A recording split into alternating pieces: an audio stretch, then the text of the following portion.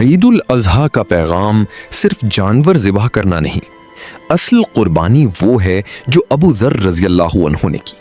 انہوں نے اپنا غرور ذبح کیا اور خاک میں منہ رکھ دیا۔ یہ ہیں ابو ذر غفاری رضی اللہ عنہ، قبیلہ غفار کے سردار، اسلام کے ابتدائی قبول کرنے والوں میں سے، سچائی کے پہاڑ، جنہیں نبی صلی اللہ علیہ وسلم نے فرمایا آسمان کے نیچے اور زمین کے اوپر ابو ذر سے زیادہ سچا کوئی نہیں۔ ایک دن ابو ذر رضی اللہ عنہ کا ایک صحابی سے جھگڑا ہو گیا۔ غصے میں ابو ذر رضی اللہ عنہ کی زبان سے نکلا، اے کالی ماں کی بیٹی۔ وہ صحابی نبی صلی اللہ علیہ وسلم کے پاس گئے اور بات بتائی۔ نبی صلی اللہ علیہ وسلم کا چہرہ مبارک سرخ ہو گیا۔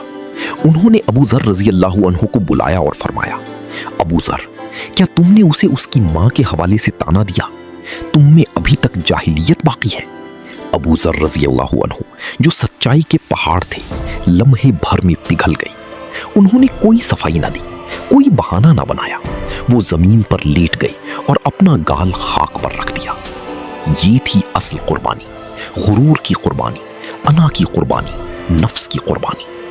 عید الاضحیٰ ہمیں یہی سکھاتی ہے، جانور کی گردن سے پہلے نفس کی گردن پر چھری چلاؤ۔ اس عید الاضحیٰ پر صرف جانور نہ ذبح کریں، اپنا غرور، اپنی انا، اپنا کینہ بھی ذبح کریں۔